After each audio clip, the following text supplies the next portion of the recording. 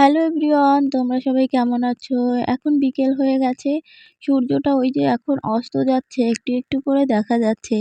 বিকেলবেলার এই সূর্য অস্ত যাওয়ার দৃশ্যটা দেখতে না কি ভালো লাগে। একদম সূর্যটা লাল, টকটকে লাল থাকে। ভীষণ ভালো লাগে। আজ না অনেক জামাকাপড় কাচা ধোয়া করেছিলাম। তো প্রচুর কাচা ধোয়ার পরে না এনার্জিটা আর থাকে না। তারপর দুপুরবেলা সেই কিছুটা জামাকাপড় শুকিয়ে গেছিলো, যেগুলো শুকিয়ে গেছিলো সেগুলো এনে ঘরে রেখে দিয়েছিলাম। আর যেগুলো একটু একটু ভিজে ছিল সেগুলো মেলা ছিল, তো সেগুলো শুকিয়ে গেছিলো, এখন নিয়ে আসলাম। তারপরে খাওয়া দাওয়ার পরে না বাসনটা আর ধোয়া হয়নি, তো সেটা এখন ধুয়ে নিলাম। সংসারের কাজ টুকটুক করে যতই করি না কেন সেই যেন ফুরোতেই চায় না। সংসারের কাজ যতই করি না কেন আর ভেতর থেকে একটু একটু করে বেরোতে থাকে।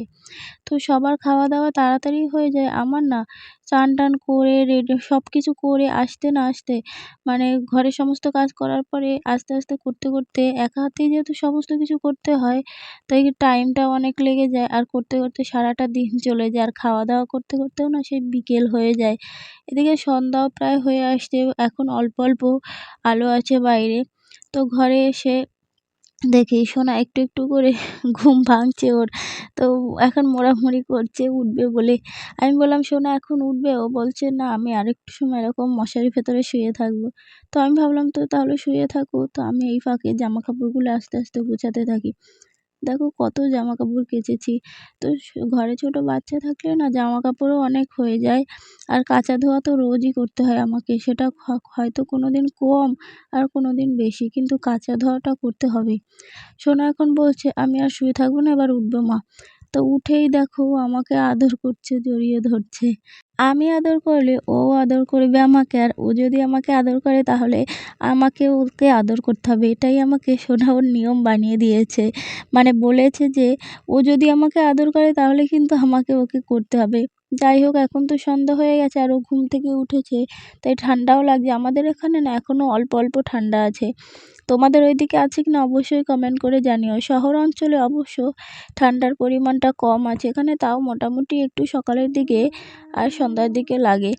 তো এখন সোনাকে সোয়েটার আর প্যান্ট পরিয়ে দিলাম। তারপরে আমি জামাকাপড়গুলো সমস্ত কিছু গুছিয়ে তুলে রাখলাম। আর কাল আমার মামা এসেছিলো, তো এই কাঁথাগুলো না বের করেছিলাম। তো ঠান্ডা যেহেতু প্রচুর ছিল তখন, কাঁথা কম্বল সব বের করতে হয়েছিল, তো সেগুলো এখন গুছিয়ে রেখে দিলাম। তো কম্বল আর সব কিছু কালকেই গুছিয়ে রেখেছিলাম, আজকে কাঁথাটা গুছিয়ে রাখলাম। তারপরে এদিকে সন্ধ্যা হয়ে গেছে, তো তাই পুজোটাও দিয়ে দিলাম।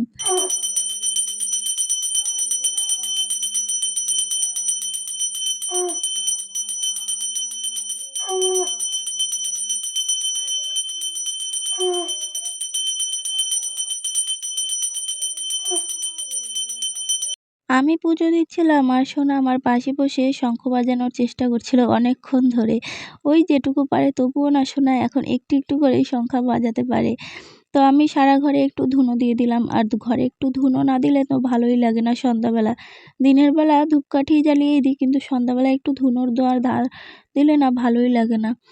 আর আমার না আগে একদম ধোঁয়া সহ্য করতে পারতাম না, এখনও পারি না। কিন্তু এই যে ধোঁয়ার গন্ধটা, মানে ধুনোর যে গন্ধটা না ভীষণ ভালো লাগে। আর এমনিতে কিন্তু আমার কোনো রকমের পারফিউম বা সেন্টের গন্ধ কিন্তু একদম ভালো লাগে না। কিন্তু এই ধুনোর গন্ধটা যে আমার ভীষণ ভালো লাগে। তো সোনাকে এখন পড়াতে আসবে, সন্ধ্যা হয়ে গেছে। ওর ম্যাম পড়াতে আসবে, তাই ওকে একটু চিড়ে ভাজা খেতে দিলাম।